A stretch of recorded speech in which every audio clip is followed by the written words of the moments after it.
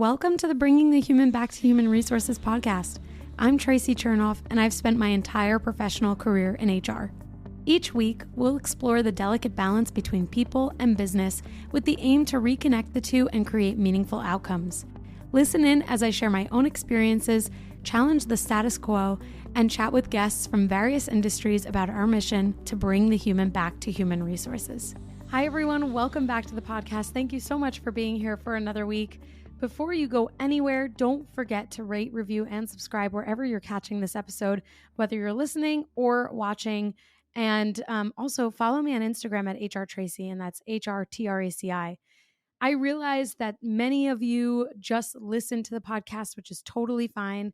For those of you who also watch the podcast, you can watch on Spotify. You can also watch on YouTube. YouTube also just came out with like a YouTube podcast form of like YouTubing. So basically the videos that I've been uploading are also visible as a podcast on YouTube. So if you're into that, you can go right to my my YouTube channel and you can watch these episodes there as well. But for those of you who are on Spotify, there are some really interesting like new updates. So one, there's a Q&A and a poll, which for most episodes I'll have like Q&As or, you know, kind of just like a standard poll. Some have Q&As, some don't. But the poll is usually like, what do you think of this episode?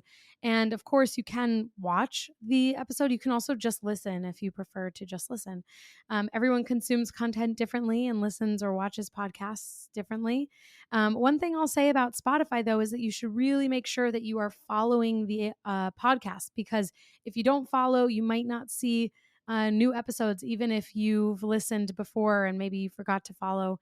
They updated the news feed, so it's a little bit harder to find podcasts, in my opinion. So it's still an amazing platform. It's why I still, use their podcasting platform for hosting the podcast. But I just wanted to put it out there that you should make sure that you are fully subscribed wherever you're catching this episode, but especially on Spotify, make sure you follow the podcast. That is the end of my housekeeping for this episode. Thank you so much for your patience. Another thing I wanted to let you know about is that I decided to buy an under the desk treadmill. It is sitting to my right, which you can't see. It's off camera.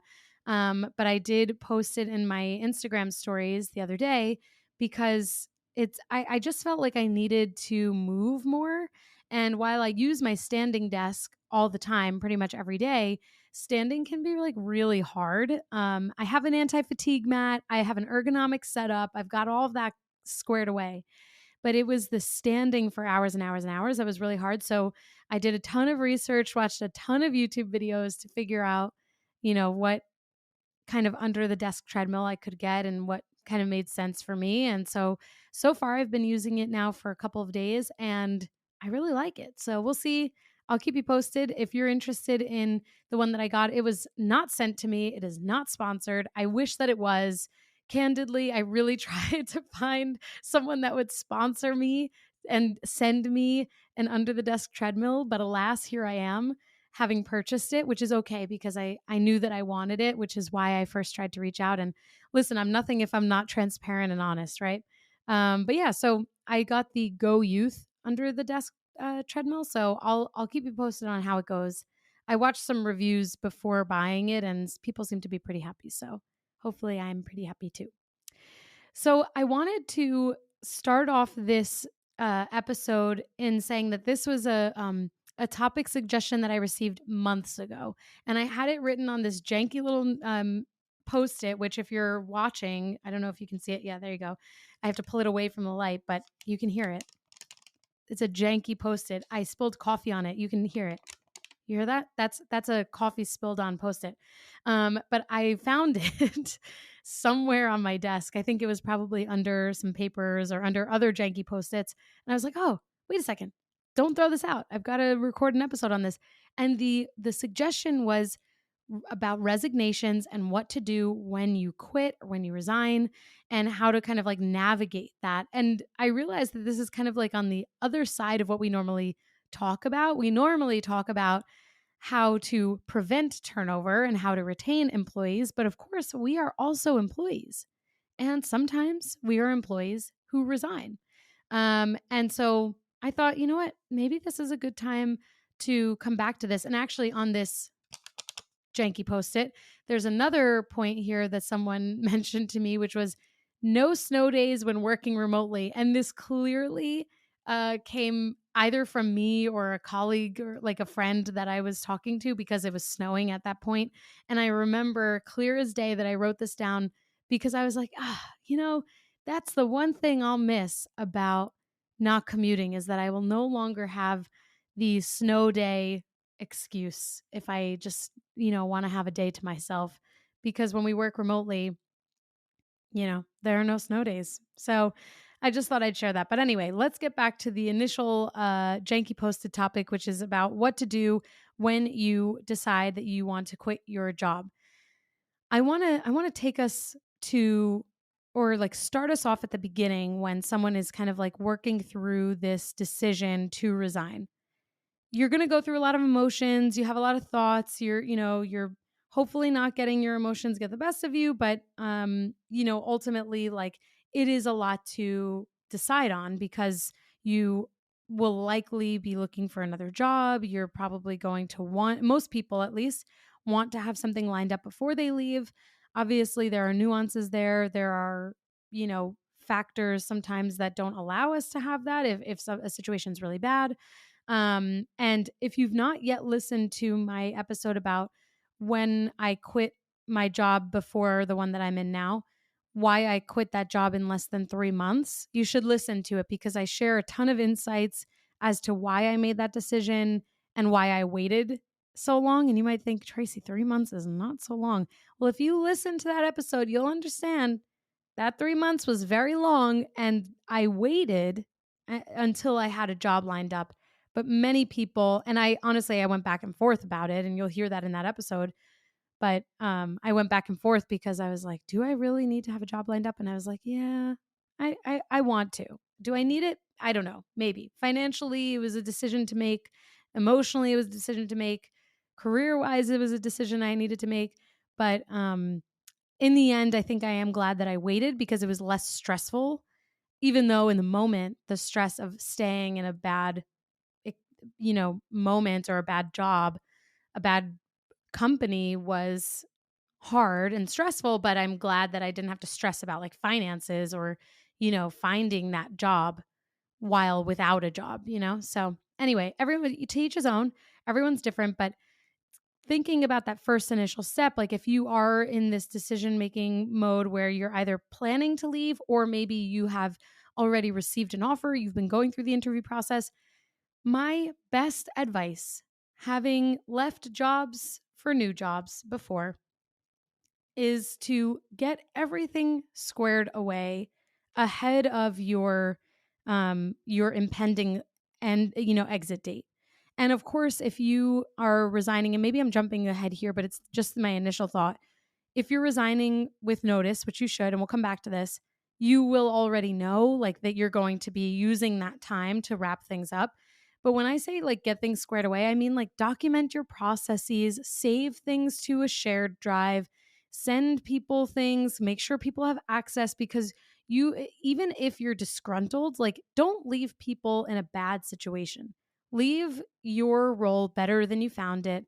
And even if you hated your experience, hopefully you don't hate your experience and you're leaving for just a better opportunity or more money or whatever it might be. And you want to make sure you don't screw anyone over.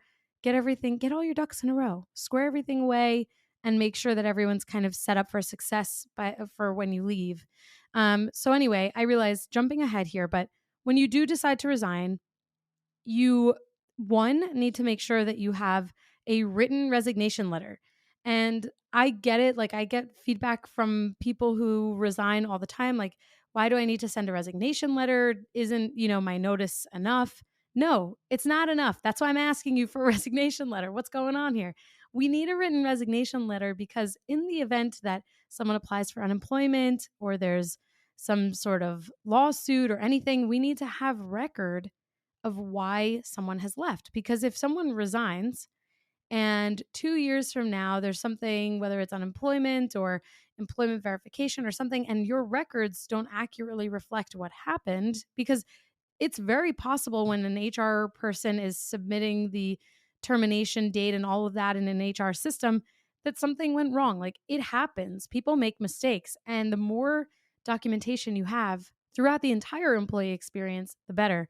And that does not negate the documentation that comes from someone's resignation. So get a resignation letter to your manager and to an HR partner if there is someone. Obviously, most of you are in HR who are listening, but if your leader is an HR partner and there's someone else within HR that normally would get your resignation letter, include them as well. But at minimum, it has to go to your manager. Now, when it comes to deciding on a notice period, do your best to give notice when possible.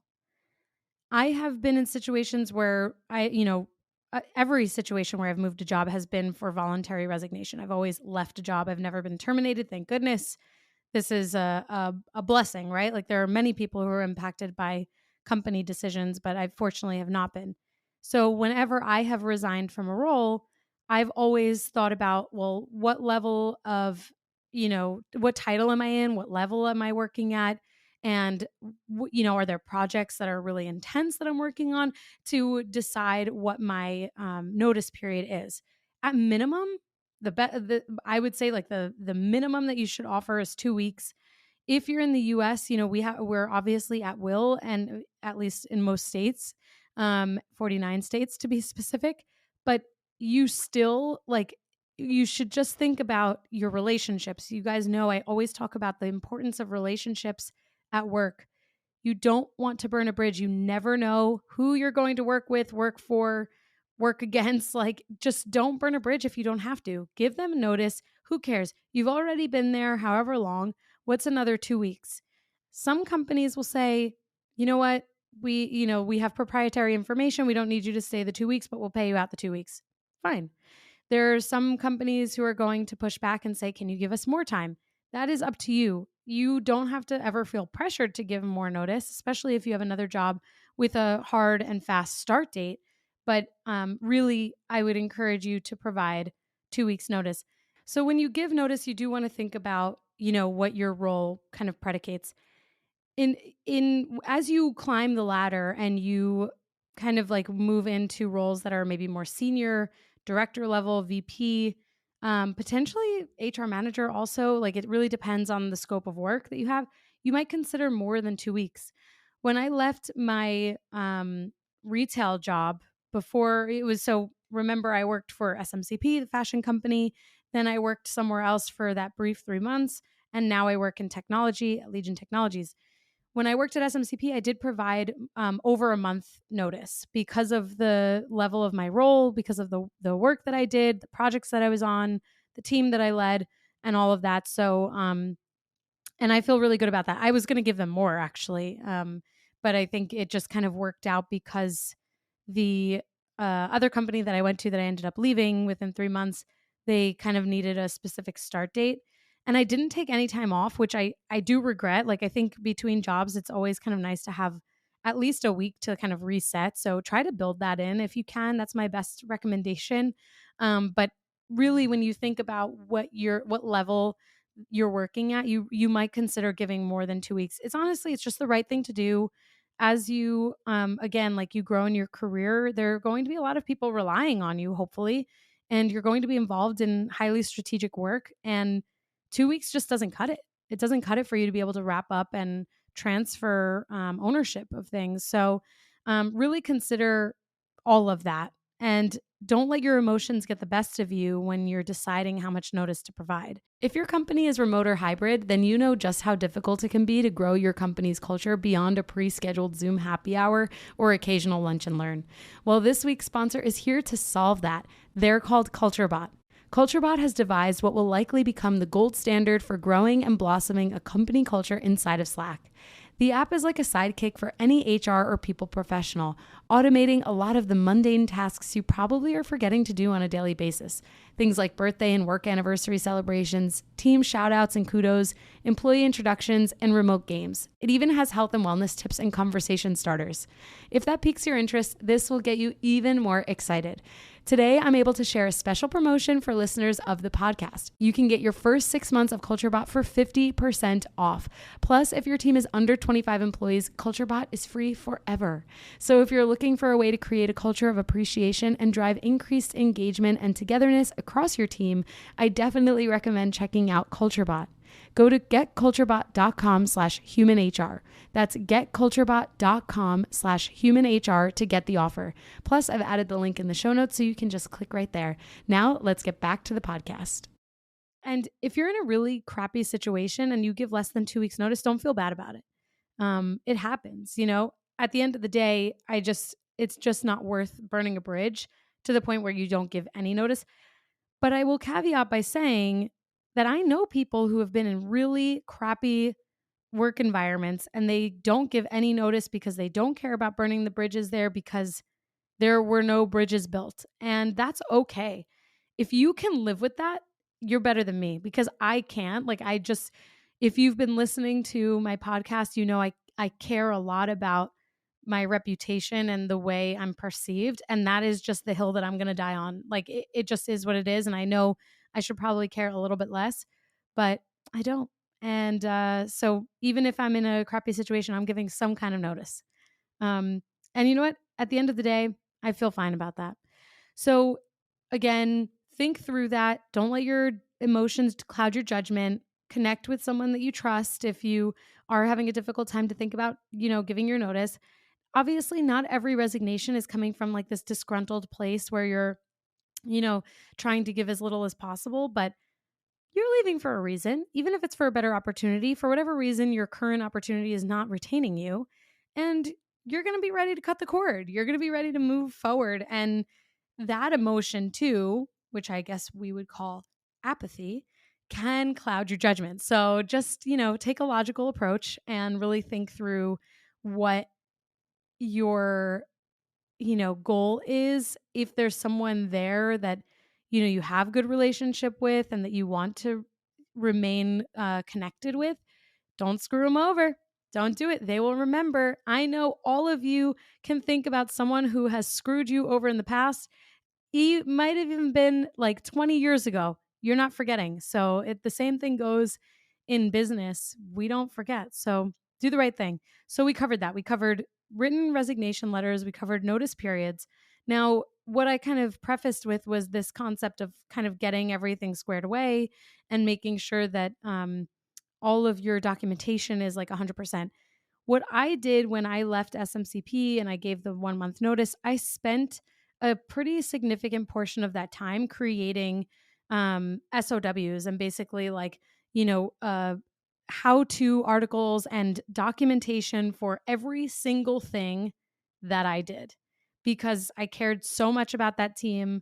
I cared so much about making sure that they were set up for success and that the transition would be as easy as possible. So even things like how to decide on corrective action next steps, who was on corrective actions, how to manage and mitigate risk, employee relations conversations that were active, making sure that people were kind of looped in and that I was starting to CC people that I normally wouldn't have on discussions or emails or conversations that would end up living beyond my tenure there. Also, all of your files that might be saved to your desktop, your laptop, the cloud, wherever, you have to make sure that you share those with the team, with colleagues, because there is nothing more infuriating than not being able to find something. And at the end of the day, all of the things that we work on at work, that is company property. So make sure you're not taking it with you. Make sure that of course, like there are going to be things that you've created that you're, probably going to duplicate and take with you. But keep in mind that companies do have pretty firm policies around like retaining any company information. So you have to be really, really careful if you are taking something. I mean, anything that I have created and potentially taken with me, I've gotten approval for because it's something that I like created from scratch, for example. But otherwise, don't take it.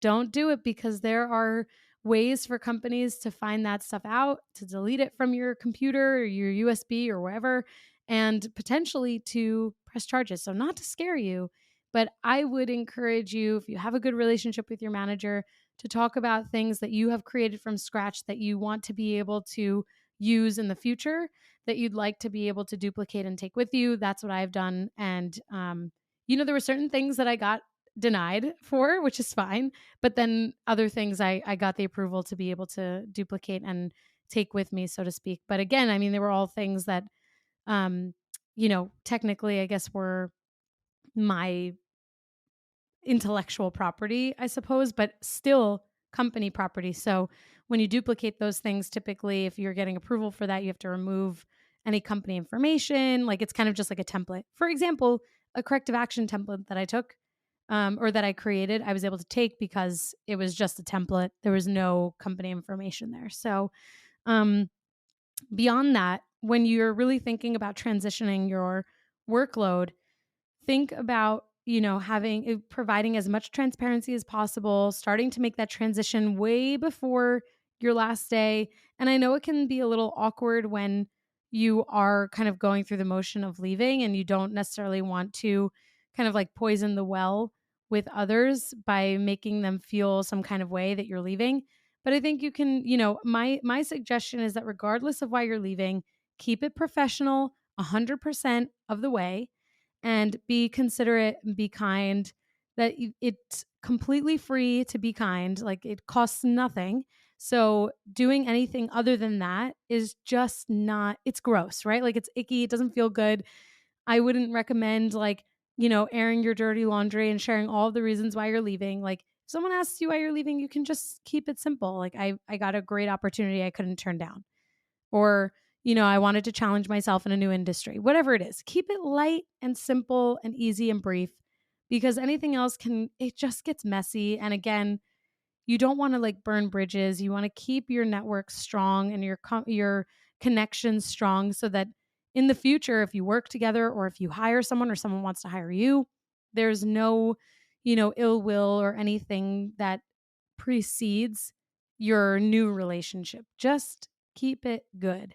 Um, Actually, relationships are, as again, I always talk about them on the podcast.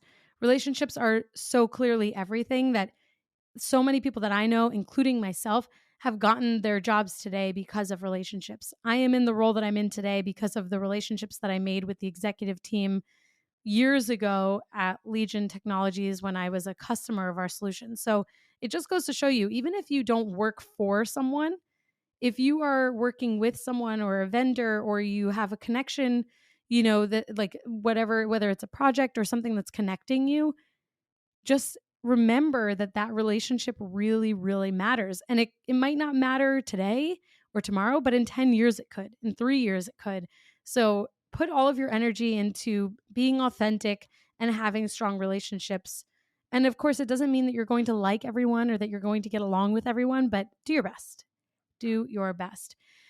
So that, that's everything. I think the only other thing that I didn't talk about from a tactical standpoint with resignations in terms of what to do when you quit is like the conversation that you should have when you've decided that you're going to resign. It is always better to pull your manager aside or in your next, touch base or one-on-one, and to tell them, quote unquote, face to face or Zoom to Zoom, that you've decided to resign from your role and your position, and to have the courtesy to tell them first. You might have a really close friend at work that you want to tell, but I would really strongly discourage you from doing that, because at the end of the day, if your manager is someone that you have a good relationship with, put yourself in their shoes. Like, you would want to know first, especially if there's something that actually could retain you. This might actually be something I should really talk about this before the end of the episode. So I'm bookmarking this in my mind. But regardless, I would encourage you to just tell your manager directly first, even if it's not during a scheduled touch base. Like, just give them a call and say, hey, this is what's going on. I wanted to let you know as soon as I made the decision, and this is my last day, and so on and so forth. And of course, any good manager is going to, if you're a strong employee, is going to work to retain you. If you have every intention of leaving, then do that. Don't feel pressured by the retention tactics. It is okay to resign and to follow a new path. Um, but otherwise, if you do decide that you want to stay, this is where it's really helpful if you haven't told anyone else. Because if you've told someone else, then you have to go back and you say, oh, well, actually, I'm not leaving anymore. And then it's like a weird conversation around why. And maybe you got more money. Maybe you got a different title. Maybe you got something else. That just doesn't feel good if someone else maybe is looking for that. And it's just like, it's just not a good idea. Just remember, most of you are in HR. Just do the right thing and be as succinct and direct with your communication as possible through the right channels. Now, the thing that I bookmarked in my mind that I wanted to come back to is a tactic that many people use to get more of what they want, which is they resign and they're actively retained through some sort of measure. I will say that I have I used this necessarily? Not so much, but it's result like sometimes there was one time where I did resign and I got more money because I was resigning as a result of wanting more money or getting an offer for more. And my current company at the time, not this is not present day. This was years ago. Um, this story. So back when this happened, I was like really happy. I was like, okay, great. I got the salary that I wanted. But looking back on that, why didn't I just go to my manager and say, hey, I'm really looking for this much more money. There are jobs out there. I've taken interviews. I don't really want to leave. I just want more pay. Why didn't I do that? I don't know. Maybe it was an immaturity thing. Maybe it was thinking that I had a bargaining chip. I don't know. People feel very differently about this. You'll hear financial thought leaders out there saying, you'll get more money if you leave and you can use this as a bargaining chip. And all of that might be true. But if you really don't want to leave your current role in your current company, then don't say that. Like put yourself out there. Interviewing is always good.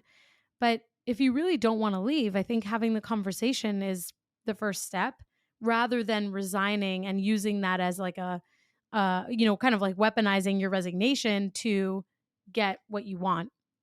And I see both sides here. I see why people do it. Look, I just told you that I did this a number of years ago, but I also see why companies kind of like hold a grudge against that because if they if you are a talented employee and you come to your manager and you say, listen, like this is what I need, I don't want to have to leave, but if I don't have this, I'm going to have to leave, and you give them the opportunity to make you whole or to give you what you're looking for, then a company is going to think, well, why didn't they just have this conversation with us? They're super talented, we could have just done this. And now it kind of like puts a bad taste in a company's mouth.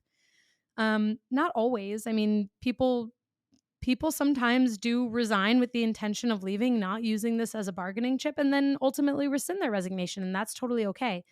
But I don't think it's always in our best interest to use or weaponize resignations as a bargaining chip because it can sometimes just make things a little bit more messy or even make your manager or your employer worried that you're just going to resign again. So I don't know. The jury's out on that one. From a company perspective, as a leader, it is not a good strategy for businesses to always bend to the needs and demands of the employee when they resign just to keep them because it makes it very difficult to sustain. It's really like if there's no role open, like you're not going to just create a role. I mean, that's crazy, right? So from a company perspective, putting on like my HR hat as a representative of the business, like it's not a good way to run a business.